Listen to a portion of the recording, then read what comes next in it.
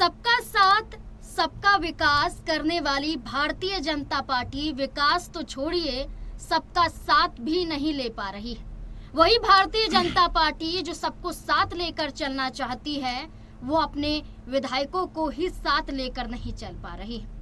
वो आम लोग जो हर बार ये इल्जाम लगाते हैं कि हमारे साथ भेदभाव हुआ है जाति के आधार पर, धर्म के आधार पर, जो आम जनता लगातार गुहार लगाती है कि हमारे साथ ऐसा भेदभाव क्यों होता है, तो अब योगी सरकार में आम जनता को तो छोड़िए, अब विधायक भी इस जाति के भेदभाव से नहीं बच पा रहे हैं। एक बड़ा मामला उत्तर प्रदेश के लखनऊ से सामने आया है, जहां काकोरी विधानसभा सीट से विधायक जय देवी कौशल के साथ भेदभाव हुआ है मंदिर के अंदर।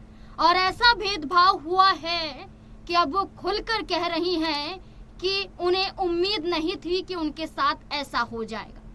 उन्होंने खुलकर कहा है कि मंदिर में वो पहुंची थी और ये मंदिर शीतला मंदिर था, लेकिन मंदिर प्रशासन के जरिए उनके साथ भेदभाव करने की खबरें सामने आई, ये तस्वीरें सामने आई, जहां पर वो खुद ये कहती हैं कि जब पूजा हो रही थी और इस पूजा के दौरान उन्हें शामिल नहीं किया गया। जब भूमि पूजन का कार्यक्रम था तो उस कार्यक्रम में ईंट तो छोड़िए अगरबत्ती तक जलाने नहीं दी। इस बात का आरोप लगाते हुए वो ये तक कहती हैं कि कितना योगदान उन्होंने दिया है मंदिर के लिए, लेकिन उसी मंदिर में उन्हीं के साथ भेदभाव हो जाता है, उन्हें ही अछूत समझा जाता है, तो फिर कैसे बर्दाश्त करेगी जनता। अब सवाल खड़े होते हैं कि 2027 का विधानसभा चुनाव नजदीक है और ऐसी घटना क्या बताती है कि बीजेपी में ही अब बड़ी फूट होती हुई नजर आएगी। क्या विधायक ही अब बीजेपी के साथ ना रहने के लिए इन हरकतों की वजह से मजबूर हो जाएंगे? तमाम सवाल हैं, चर्चा करेंगे। वरिष्ठ सहयोगी अमन जी हमारे साथ मौजूद हैं।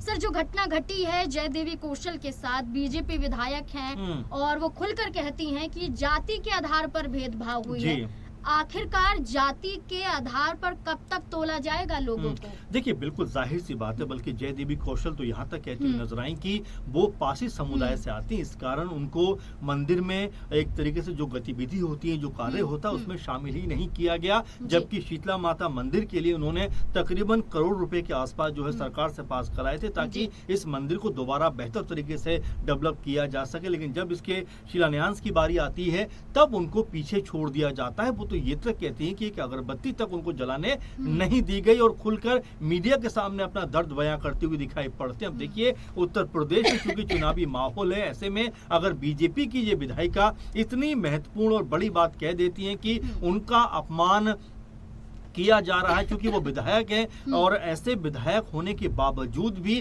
उनके साथ में इस तरह का भेदभाव किया जाता है, इस तरह का अन्याय किया जाता है, तो जाहिर बात है ये बात समझी जा सकती है कि जमीनी स्तर पर फिर जो SC/ST समुदाय से लोग आते हैं उनके साथ में किस तरह का बर्ताव किया जाता होगा। ये यहाँ पर जय देवी कौशल के बयान से हम समझ सकते हैं। और जिस तरह से उन्होंने अपने दर्द को बयां किया है कि ये उस वर्ग के लोगों का काम है जो वर्ग छोटी जातियों को ऊपर उठने नहीं देना चाहती, बल्कि उनको पीछे धकेलना चाहती। इस तरह की तमाम बातें जो जय देवी कौशल है वो यहाँ पर कहती हुई नजर आई। लेकिन बात यहीं पे खत्म नहीं होती, क्योंकि आप देखेंगे कि मल्लिकार्जुन खड़गे कुछ दिनों पहले उत्तराखंड में थे और वहां जाकर प्रचार प्रसार कर रहे थे, पार्टी का जो है जन प्रचार कर रहे थे। उस जगह पर, जिस जगह पर वो थे, वो रामलीला का मैदान था। और जब प्रचार प्रसार के बाद वो वापस आ जाते हैं तो पता यही चलता है कि उस परिसर को, उस जगह को पूरा तरीके से शुद्ध किया गया। तो आप देखिए, दो बड़े मामले अपने आप में निकलकर सामने आते हैं, जहां पर चंद्रशेखर आजाद से लेकर मायावती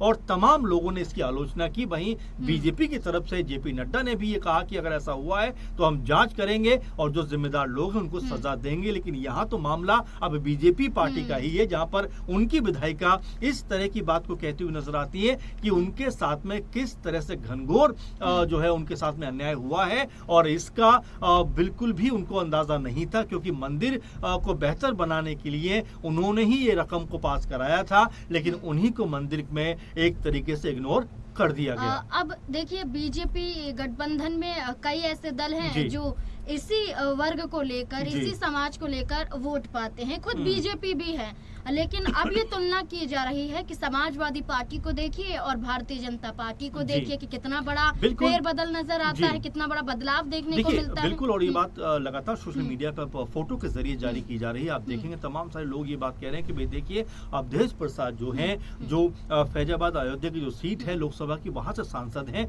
वो भी पासी समुदाय से आते हैं, लेकिन किस तरह से अखिलेश यादव के साथ में सबसे आगे बैठते हुए दिखाई पड़ते हैं। और यहाँ पर लोग ये बात कह रहे हैं कि भाई अखिलेश यादव पीडीए की बात करते हैं तो पीडीए को वो साबित भी करते हुए दिखाई पड़ते हैं। अब यहाँ पर बीजेपी के लिए, क्योंकि अगर हम जय देवी कौशल के पति की बात करें तो वो भी यहाँ पर निराश नजर आते हैं। पूर्व मंत्री भी हैं वो, और यहाँ पर क्या कहते हैं कि मैं योगी जी को खत लिखूंगा और इन तमाम चीजों की जो घटनाक्रम हुआ है उसके बारे में बताऊंगा, और यहाँ पर मैं जो गुहार करूंगा कि जो भी लोग इसमें शामिल हैं उनके खिलाफ जो है कड़ी से कड़ी कार्रवाई की जाए, ताकि जातिगत तौर पर जिस तरह का भेदभाव हुआ है उसको खत्म किया जा सके। लेकिन अब यहाँ पर मैं कुछ बड़े लोगों को भी जोड़ना चाहूंगा इसमें। आप देखेंगे कि बाबा धीरेन्द्र शास्त्री जी किस तरह से हिंदू जोड़ो एकता यात्रा निकालते हैं और तमाम उसमें लोग शामिल होते हैं, लेकिन जब ऐसे मामले सामने आते हैं तो उनकी बयानबाजी कहाँ होती है, नजर नहीं आती। खड़गे जी इतने वरिष्ठ नेता, कांग्रेस पार्टी के अध्यक्ष भी हैं, उनके साथ में जब ये होता है उनकी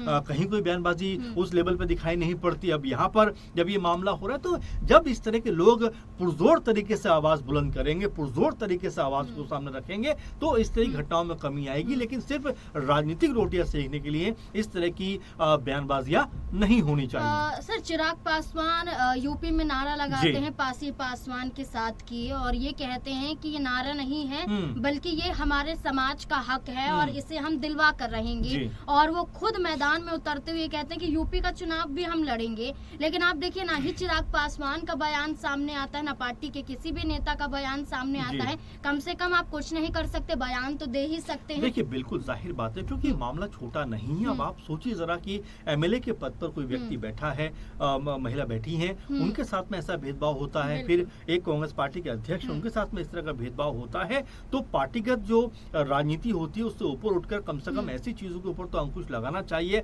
80 साल देश की आजादी को लगभग हो गए, उसके बावजूद भी आज भी इतने बड़े ओहदे पर बैठे हुए लोगों के साथ में जब इस तरह की चीजें होती है तो ये सोचा जा सकता है कि जो खबरें लगातार मीडिया के जरिए सामने आती हैं कि जो दलित समुदाय है उनके साथ में किस तरह की बर्बरता होती हुई दिखाई पड़ती है, किस तरह से उनको समाज में ही तमाम चीजों का सामना करना पड़ता है। तो यहाँ सीएम योगी को जो जिस तरह से बोला है उनके पति कौशल किशोर ने कि खत लिखेंगे, अब सीएम योगी इसके ऊपर क्या कहते हुए नजर आते हैं ये भी देखना होगा, क्योंकि ये मामला अपने आप में बेहद निराशाजनक भी है। और सबसे बड़ा सवाल ये बनता हुआ दिखाई पड़ता है कि क्या जो विपक्षी खेमे हैं इस पूरे मुद्दे को पॉलिटिकल तौर पर इसका फायदा उठा सकते हैं, क्या उससे पहले ही बीजेपी कोई बड़ा कदम यहाँ पर उठाई, क्योंकि उन्हीं की विधायिका ने इतनी बड़ी बात कही है जिसको लेकर बीजेपी को यहाँ पर सतर्क होना पड़ेगा, नहीं तो ये मुद्दा कहीं ना कहीं उनके खिलाफ जाता हुआ दिखाई पड़ सकता है। बिल्कुल छोटा मामला नहीं है, ये मामला बड़ा बन जाता है, क्योंकि जाति के आधार पर सिर्फ आम लोग ही नहीं बल्कि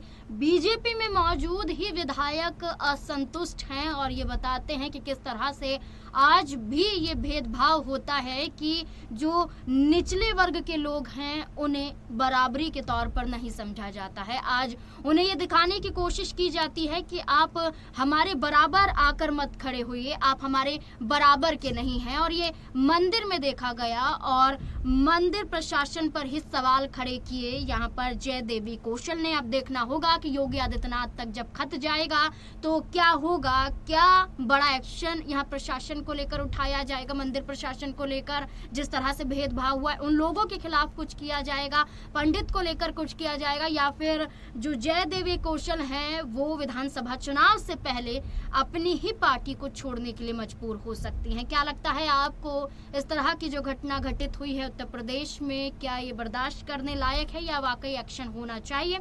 अपनी राय हमारे साथ जरूर साझा करें। धन्यवाद।